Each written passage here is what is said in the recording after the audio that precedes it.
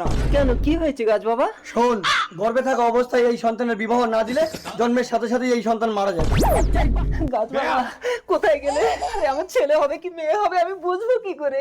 ওগো মনে হয় আমার মেয়ে হবে। ঠিক তো, তাহলে একটা পাত্র দেখি।